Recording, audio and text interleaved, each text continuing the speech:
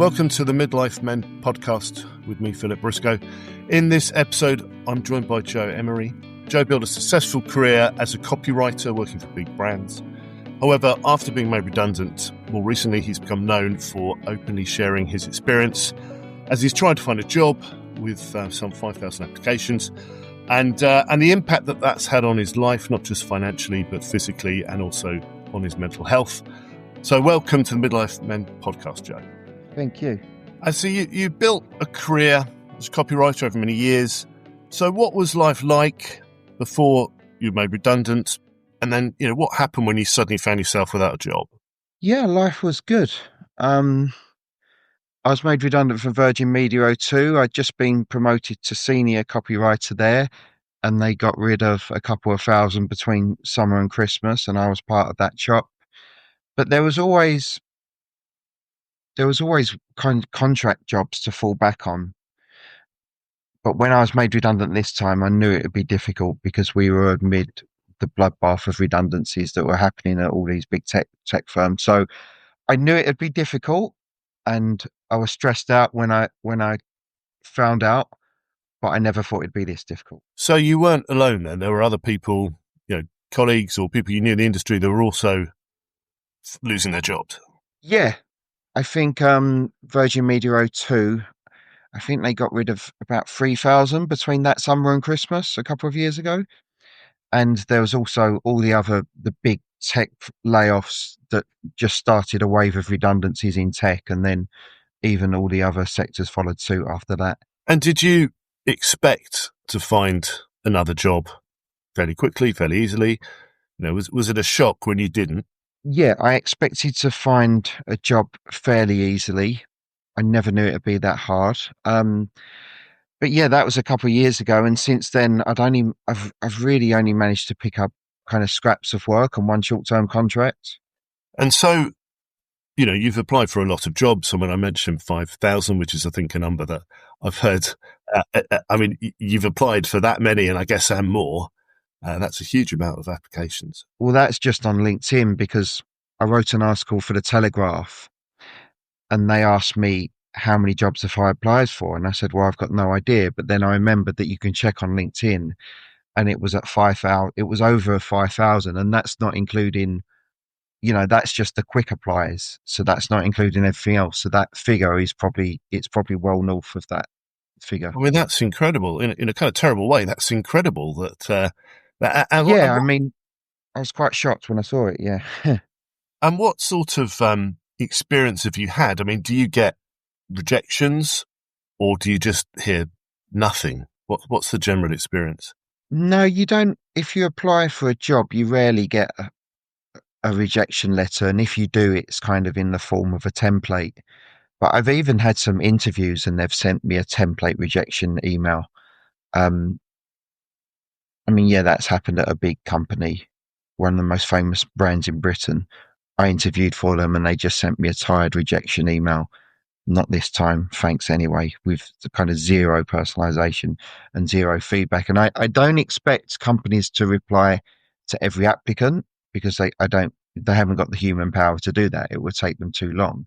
But if they interview someone, and this company, I don't know if I can mention them, but I'm happy to. I don't know how you feel about that, but this company would have only interviewed about 8 copywriters. So it was a fairly personal, small, exercise, and your expectation would be you would get something. To reply to 8 people, I'm sure they could have done that. Yeah. I mean, even, my experience having applied for some jobs, senior jobs, I could put 2 or 3 hours effort into an application, and not even get a confirmation, not even an automated thank you, Rufus. I mean, how common is that? Yeah, that's common as well. But yeah, the length of time some of these applications take is ridiculous. You've got to create an account, then check your email, activate it, create a password, fill in all these questions about whether I believe in God, am trans, fancy men, women, both, black, white, Muslim, Christian. So yeah, it's a long process. And when you get in nowhere, it feels particularly frustrating. Yeah. How has I've employed people in my time. I wasn't treating people this way. How have we got to the point where organizations, as you said, big brands, well-known companies, are kind of failing in the way that they manage people who are applying to join their organization? How have we got to this place? I think it's just that they hold all the aces at the moment. So it's a very employer's market. You know, they don't need to reply to everyone because they know they'd put out a job the next day and they'd get thousands of applicants.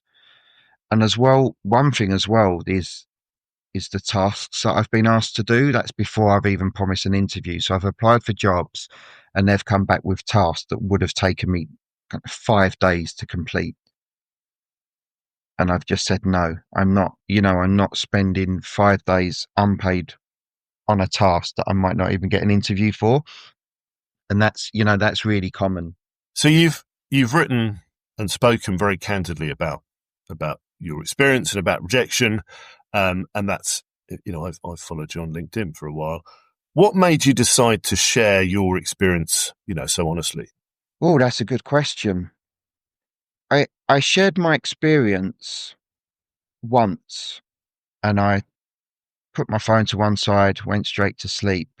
And I woke up in the morning and that post had gone absolutely bonkers. So I kind of accidentally found out that sharing my experience resonates with people. And that was a surprise, was it, when you put A real that out surprise. Yeah, I wasn't even thinking like a copywriter, because as a copywriter, it's my job to get attention and get people to act on their emotions. But when I wrote this post, I wasn't even thinking like a copywriter. I just said it how it was. And the opening line to the post was, "I'm desperate for work." And did you get a lot of support, a lot of positive messages off the back of that? Mostly positive, yeah. I mean, that post got 11 million views and about 80,000 comments. Mostly positive, but there are a few bad eggs out there. And as well, since my media appearances, I've been on GB News. I wrote an article for the Telegraph. I went on BBC Radio 4, and I went on LBC to be interviewed. Um, I've had an absolute tirade of abuse on social media as well, but most people have been kind. Why do you think that is? Why would someone go out of their way to say something negative based on the fact that you're just looking for a job and happy to talk about your experience? Well, I always think people like that are deflecting their own insecurities. Bullies like that, and I don't wish to stereotype here, but it's 99.9% of the time it's men, and it's men of a certain age. So I honestly do think there's a real kind of toxic masculinity problem in men with a certain age, probably due to the fact that the way they was brought up, machoism was rewarded. If you throw your weight around, you're a proper man. So I put it down to kind of social conditioning in the kind of 80s. So that's kind of midlife men really you're talking about. Yeah, I mean it's always Gen X males. I mean 99.9% of the time it's men kind of mid 40s to 50s. You just guarantee, and every problematic comment I get on LinkedIn, they're always cut from the same cloth.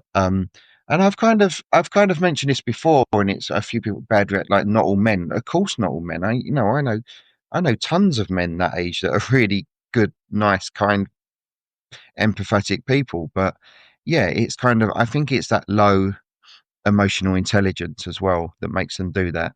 I mean, that's interesting because, the focus for this podcast is men of that sort of age group, not necessarily around what you're talking about. But it is a big problem. It is a big problem, the way that social conditioning and the way that men of that age perhaps think about all sorts of things, not least mental health. I mean, what sort of impact has this had on you? Yeah, I mean, it's had a terrible impact on my mental health. I ended up in a psychiatric unit, and yeah, we really should be supporting men. No wonder why so many are dying by suicide. And then you've got a load of men pulling down other men for being open about their emotions and stuff. But no wonder why the suicide rate is so high. But yeah, it's had an enormous, I mean, self-harming, suicidal thoughts, psychiatric care. It wasn't just the financial toll. The financial toll was being finances wiped. The mental toll was being battling depression and anxiety and suicidal thoughts. The physical toll was being self-harm, eczema, grinding a chip in my tooth, high blood pressure, which is now medicated. So it's had an enormous effect, as you said at the start, mentally, financially, and physically. And things like, I mean, that's incredibly shocking. But things like, that perhaps some of the underlying causes of that, do you think they're related to things like understanding your self-worth? You invest in your career, you have a successful career, you kind of have confidence based on the fact that people are paying you to do a good job, and then all that goes. I mean, what does that do, without this being an obvious question, to your kind of sense of identity, really, your sense of self-worth? Yeah, I mean, confidence was just about hanging in there. It had been beaten for sure. But where I was physically, mentally, and financially broken, I just about managed to hold on to my confidence, and always knew deep down that I am a top writer and I'm talented and skilled in that area. Um, but yeah, the level of that confidence for sure went down. And I mean, there are no doubt a lot of people, a lot of men, a lot of women, who are probably in a similar situation to you, but perhaps not really talking about it. There's a lot of silence around this. Why do you think that might be? Well, that's why I think my LinkedIn post resonated with people, because they go on LinkedIn and they only see people, oh, I've just hired my 20th hire in a new office in Dubai and stuff. I woke up at 5 a.m. for an ice bath, deep journaling, and a 5 mile run, before a client meeting with New York and Paris. It's people, you only see the good, and LinkedIn is especially is like a highlight reel, isn't it, of people's achievements? And I think that really resonated with people to see some brutal honesty. But yeah, it's true. I mean, we're conditioned not to do that on social media. And I think when I started doing it, it was a real pleasant surprise for people to see some honesty rather than, you know, just a highlight reel. What do you think, employers, companies should be doing differently? Because, what they are doing obviously is not having a great effect on people looking for jobs. Well, the obvious answer is to create more vacancies, but we've been in constant crisis since 2020 with COVID, war in Ukraine, Brexit, cost of living crisis, political incompetence, you name it, we've been through it. But that would be the obvious answer. But I think just treating job seekers with more empathy. But as I said, it's as if like they feel they definitely hold all the aces at the moment, and people are desperate for work. So I think that kind of common courtesy has slipped because they know that they hold all the aces. But there's an irony, isn't there, in that, corporate wellness and, interest in the mental health of staff is quite high profile at the moment. And yet people may be coming into the organisation, or the whole recruitment process is perhaps the polar opposite of that. Is that irony lost, do you think, on senior management teams and HR directors? Yeah, because they all bang on about mental health now. But it's funny, from my experience, it's the ones that go on about mental health and wellness days and that, and all these like benefits, perks for mental health and that, they're full of the worst people. And I found that it's the businesses that go about it quietly are full of kinder people who actually do care about your mental health. Yeah. Because I've had some torrid experiences from at one big British company that are always going on about mental health and wellness. And I had two managers who were just horrible bullies. I guess in a way that's a bit of at least you spotted that in the interview process, because if that's what they're like in the interview process, imagine what they're like if you worked there. Oh no, this is going back a few years. This was actually Right. a job. Yeah. Okay. So I Right. experienced it. Yeah. Yeah. And what about we talked a bit earlier about the recruitment process, but we've got things like AI, algorithms that are scanning your CV. So perhaps you're not even getting through to a human. You've got, ghosting. A colleague, an acquaintance of mine, he's on his 8th interview. If you can't decide whether you want to employ someone after 7 interviews, what's wrong with you? What are you looking for? And also this lack of feedback, as you said. I mean,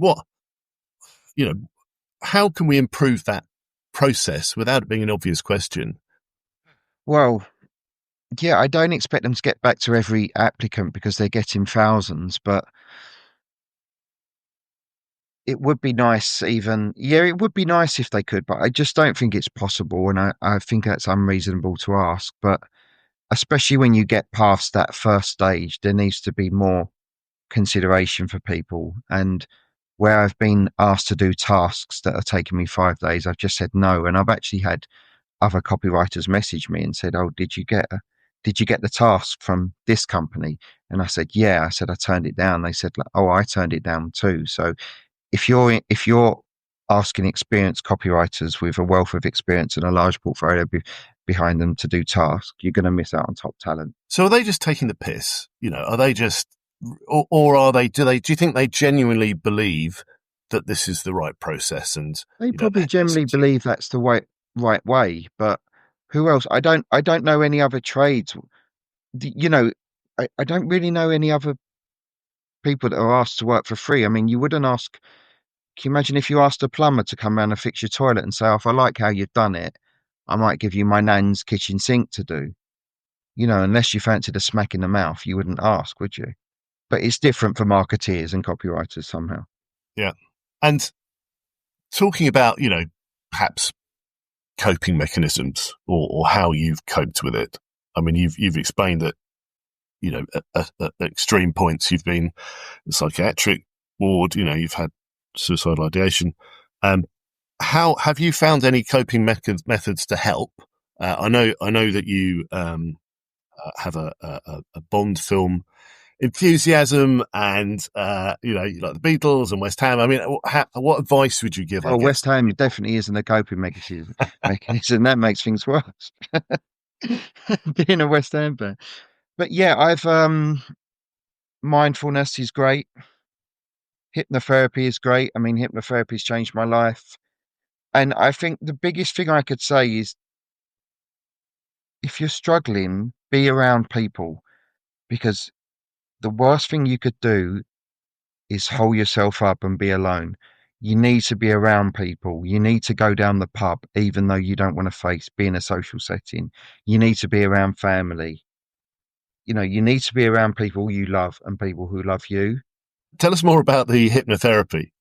Yeah, so I started writing for a hypnotherapist in London who's got an app, and I'd never really, because hypnotherapy was never readily available, was it? It was always a cost a fortune. And this guy who I write for, I think he charges about £300, and he's treated a lot of celebrities. But he's got an app, and it's really good, and it's really helped me. And I've also downloaded Paul McKenna's app, and imagine, I mean, how much is Paul McKenna an hour? Probably five grand or something, upwards of that. But now you can get hypnotherapy in your pocket. You can get life-changing hypnotherapy in your pocket. So after I've discovered hypnotherapy, I see like hypnotherapy has the power to kind of banish fears, help you reach your dreams. It's really powerful stuff. And then I was a bit skeptical, listening to the playlist at first, but after I saw the results, yeah, and it doesn't take long to see the results either. So you recommend trying that, because I think a lot of people might just not really understand. No, for sure. There's no black magic. There's no witchcraft. There's no kind of guy dangling a pendulum in front of you. It's probably hypnotherapy might have a bit of a bad name of being a bit wacky and out there, but that's probably a myth around hypnotherapy. But I would encourage anyone, if you've got a fear, if you've got a habit you want to break, whether it's biting your nails, smoking, drinking, gambling, fear of spiders and stuff. there's something for you. There's something for everyone. Yeah. Have you, I know you've had kind of professional help, but have you come across any organisations that men listening to this might be able to get some help from? Groups of people perhaps who are in similar situations, or maybe just general groups who help, men with challenges. I think it's very hard to get the help you need on the NHS at the moment, because we all know that NHS is under strain after years and years of underfunding. But I'm just not. I wasn't getting the help I need from the NHS. I was on a waiting list for therapy. They wanted to send me for an ADHD test, and the waiting list for ADHD test was 3 years. And I'm still on the waiting list all these months later for talking therapies. So it's very hard. So yeah, get yourself down on that list, but don't expect a quick appointment or anything. So yeah, I haven't really explored the other ones, but there are some groups out there, and yeah, I would encourage you to get amongst those people and socialise. I mean, there are quite a few men's groups. Andy's Man Club is probably one of the most well-known ones. So I guess, and they will provide general support across the board, really, not just for, helping finding a new job, but just that support. And as you said, you can't shut yourself away, because I guess it just magnifies the situation. You need to get out of your head occasionally. So if someone's listening to this in a similar situation, perhaps they've been looking for a job for, a year, 6 months, work longer, and they're just feeling completely demoralized, depressed, maybe more. What, based on your experience, what's one thing they could do to kind of just keep motivated? Well, to keep motivated, I would say do all those things do all the things I've been talking about. But I would say what would really help you is just to be honest on LinkedIn about your situation, because that's what I did. And I don't, if I wasn't honest about my situation, I think I'd still be in a deep, dark hole. But I've managed to climb out of it. I mean, it's going to be a long way back for me financially, but I've managed to, there is some light at the tunnel now, and it's all through being honest on LinkedIn. So I would encourage anyone, because we're encouraged not to talk about those things on social media. We're encouraged not to talk about those things in life, let alone social media. So be brutally honest, and I think it could help you. It could get you to where you want to get to, because people resonate with it. People appreciate it. And as well, people know that with all the redundancies happening, I think another reason why people resonated with so much, because they know that they could have a meeting put in their calendar that afternoon with HR and told it's over. So we're all just one meeting away from the tables turning. And do you think, there's a lot of fear at the moment about AI replacing you, and, jobs are going to completely change, and none of us have the tools for that. What degree of reality do you think there is in that?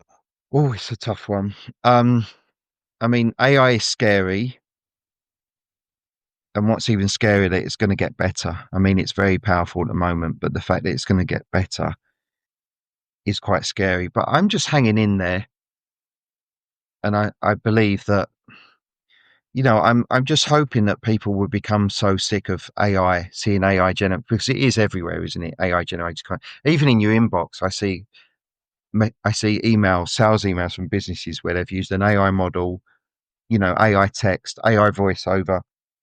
It's everywhere. So I'm just hoping that people will get so sick of AI and they'll want that human interaction again. But yeah, only time will tell. I'd be lying if I said I wasn't scared about it, because it does scare me.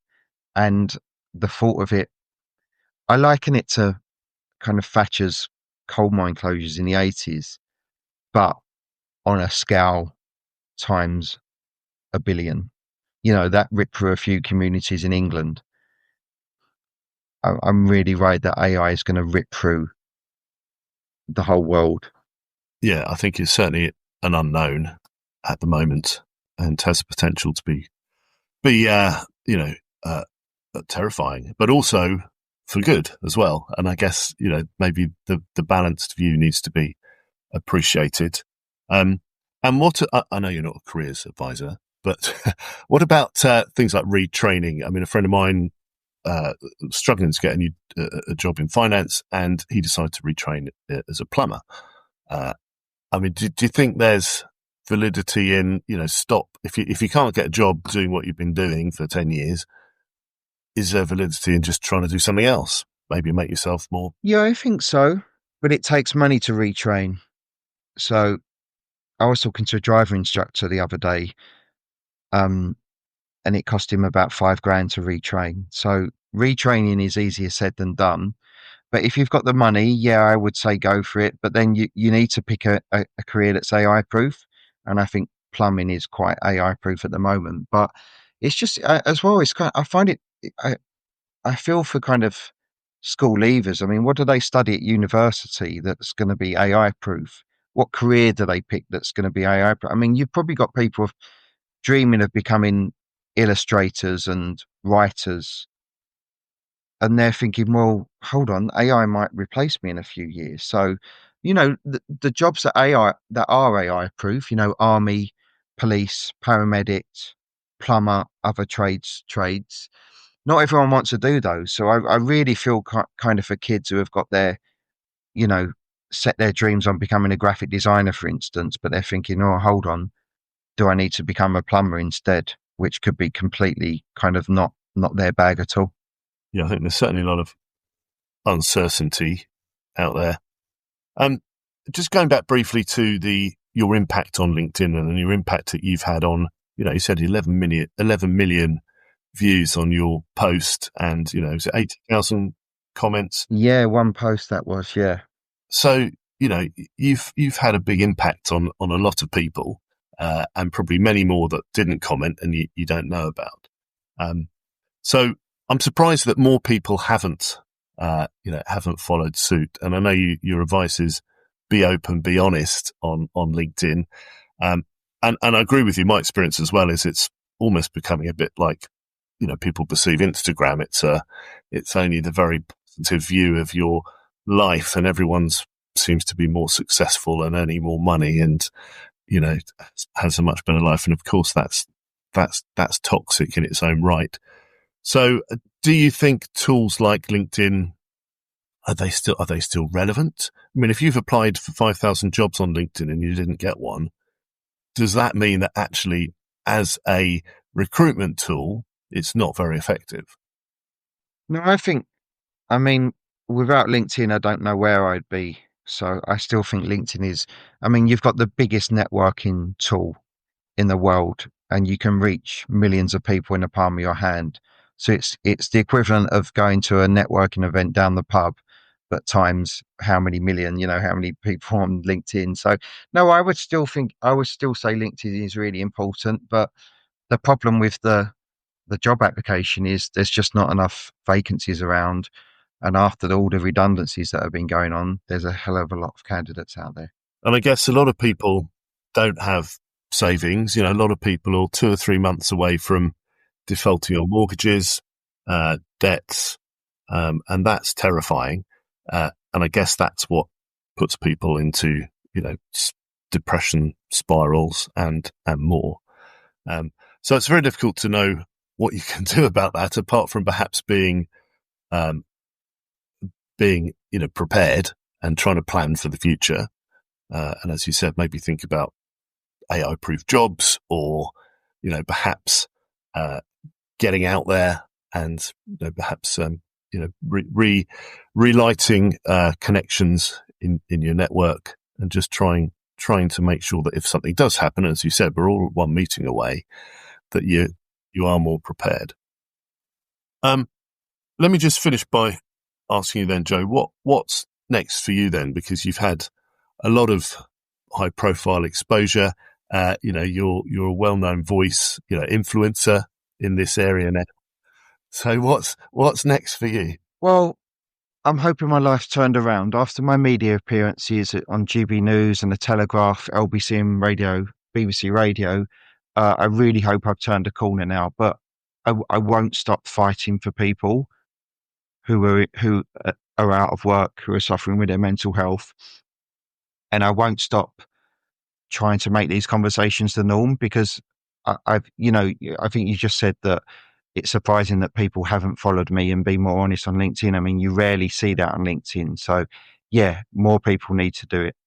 And we need to normalize these conversations and stop shaming people, because as I said, I've had a lot of kind comments, but I've also had, especially after kind of the Telegraph article, because they post it on social media and GB News post it on their social media channels. And I went through the comments and it was just abuse after abuse after abuse. So I kind of feel sorry for people in the public eye who get a lot of abuse, because I've had kind of one public eye experience and I received an absolute tsunami of abuse.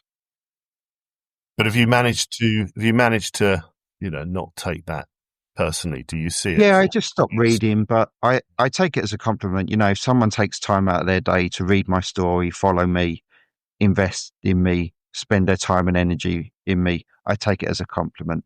And I actually thank them. I thank them for taking time out of their day to give me their attention. And because nothing disarms a bully faster than kindness. I saw evidence of that just yesterday, actually. Well, look, Joe, I think you're starting a movement here.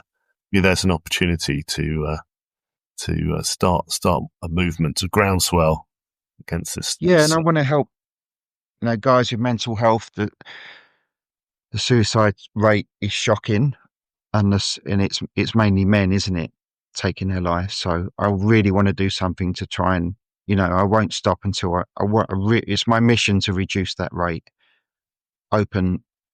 Encourage open conversations about mental health and normalize feeling vulnerable and normalize asking for help, because that's what I had to do on LinkedIn. I had to be honest. I said, I'm desperate. I need help. And it really helped me. And that's the very essence of this podcast, actually. It's to normalize that discussion and make people realize it's not a weakness. It's actually, it's a strength to admit that you need help. And especially, as you said, for men who are perhaps a bit older, or for any men, mental illness doesn't care about how old you are or what sex you are. But yeah, there's definitely more. That's more to be done. Well, in the show notes, we'll put some links as well to organisations that can help. And of course, if you do feel like suicidal ideation, suicidal thoughts, then speak to your GP, or there are organisations you can call, and we'll put those numbers in the show notes. Yeah, and they can speak to me as well. My inbox is always open to help people. So, and is the best way to contact you via LinkedIn? Yeah, give me a shout on LinkedIn, and I'll do everything I can. I've got a large network now, so if you need me to share posts, create a post about you, or if it's just general support, talking about what you're going through, I'm more than happy to do that. Brilliant.